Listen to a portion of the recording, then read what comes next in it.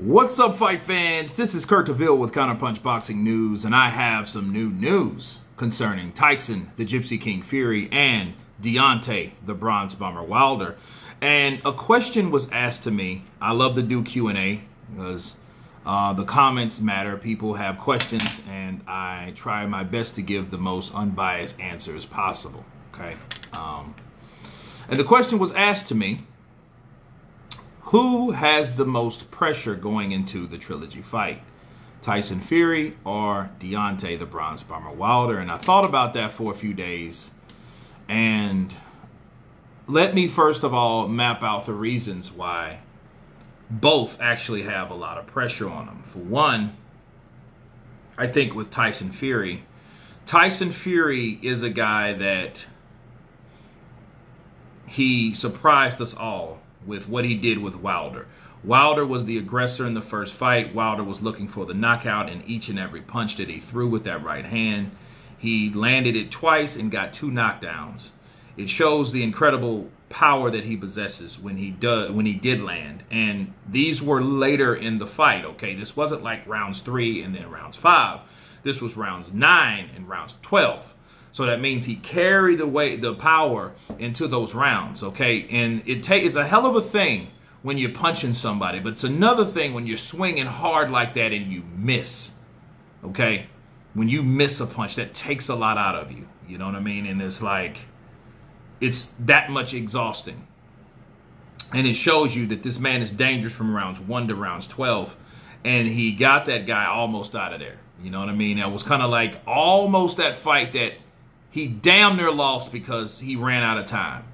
But he got that one punch, and then the guy didn't beat the count, and that guy is Tyson Fury. But that wasn't the narrative. That wasn't the story, okay, of the night. The story of the night was he beat the count. He got up in just the nick of time to beat the count. He got up on 9. Jack Reese examined him, seen where he was at. He ran across the ring, and he went back. And not only did he survive, he hurt Wilder with a left hook, okay? And he fought Wilder, hit him with a right hand and left hook that buckled Wilder. And, you know, here's the thing. If Fury would have attacked Wilder in the 12th round, that would have showed the story of the fight. That would have been a different story. However, that didn't happen either, did it? Right? He buckled Wilder, but Wilder was still trying to get the guy out of there, which he wasn't able to land that right hand again like he did in the early part of that round, and that was that. Now, we all know what happened the second fight, so we can skip that. I'm tired of talking about the second fight. But here's the third fight. Now, build up to this Trilogy match, and these guys are actually fighting.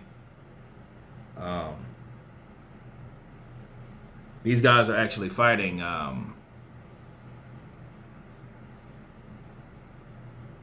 the 24th, right? I just thought of something that was very important, but these guys are fighting on the 24th, and they're going to give it all they can give it, right? And it's going to be massive because it's like the pressure is coming from Wilder because of the accusations, because of what he said Tyson Fury couldn't possibly be able to do based on what? Because if he cheated both times, that means he cheated both times. That means he didn't have punching power anyway. Wilder went to court, won his decision. Now he's back into the ring.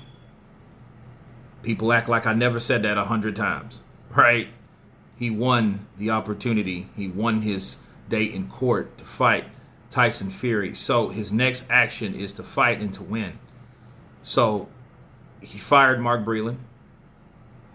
He demoted the head coach to side coach or water boy or whatever, JD's. He has Malik Scott. Malik Scott is teaching him how to do a legal homicide.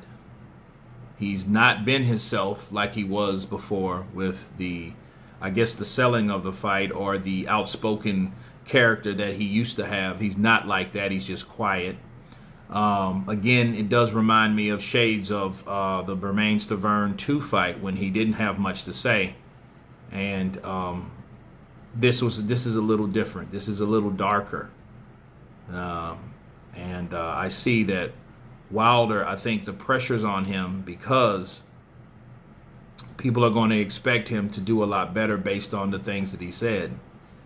He has to perform. He has to show people that through this fight, not only did Tyson Fury cheat, he can't punch either.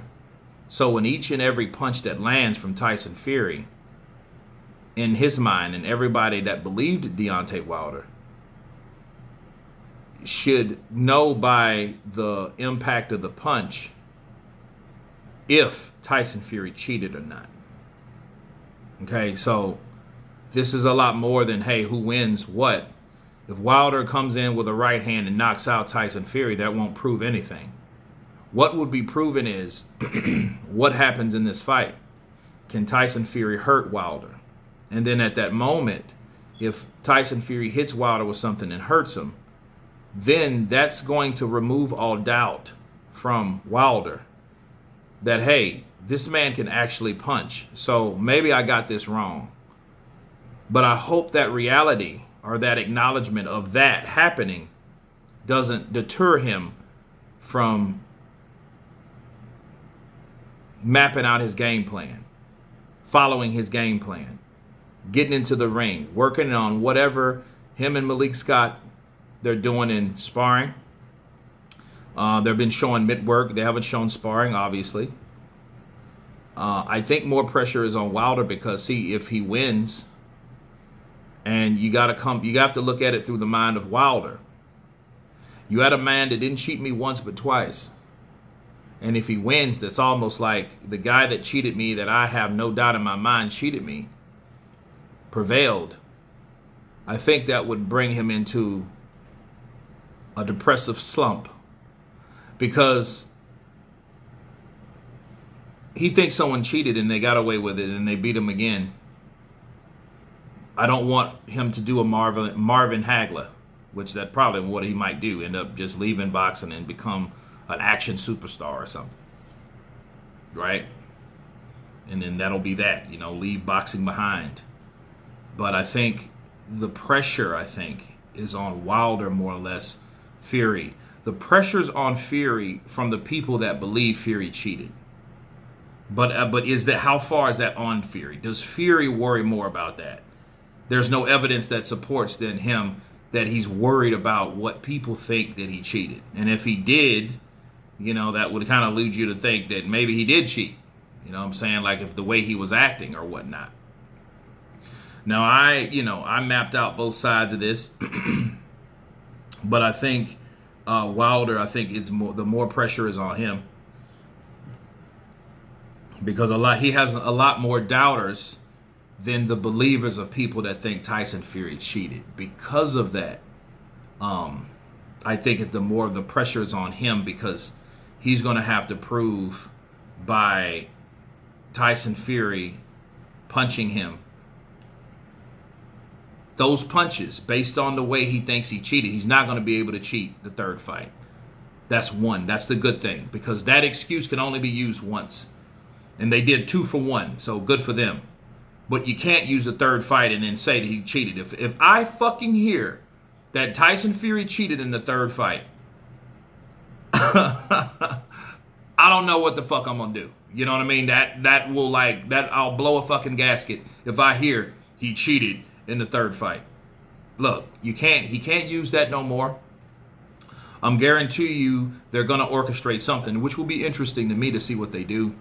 Will they have somebody in the corner or in the break room with Tyson Fury that whole time that just watches Tyson Fury and Javon Sugarhill the whole fucking time until they go out ring walk style? Then, the commission can, escort them back. You know what I mean? While he's leaving the dressing room, because that's the only way you can ensure that.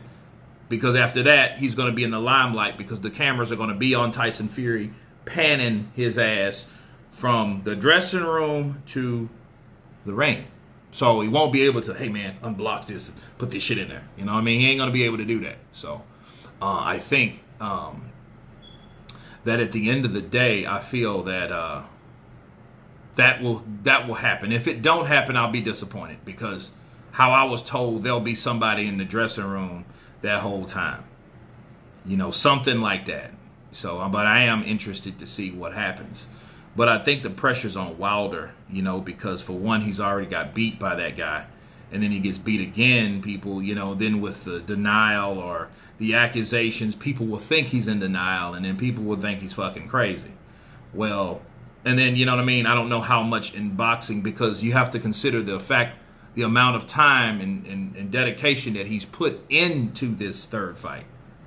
I haven't seen Deontay Wilder ever train like this. I've seen him do little shit. But a lot of the things he did with JD's, he was just kind of like clowning and playing around. It wasn't nothing that he was really doing that made you think that this motherfucker's really training.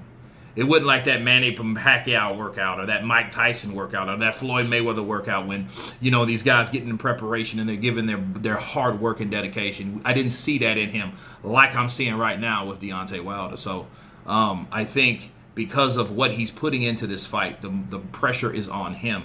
Because now he's done the work and he's expecting the work to pay off on top of the cushion of fact that the punches will have less effect, because he believes without a shadow of a doubt that Tyson Fury cheated him. So that's my counterpunch. You guys tell me what you think. I hope that answered your question. For those who asked, please subscribe, and you guys been counterpunching. Peace.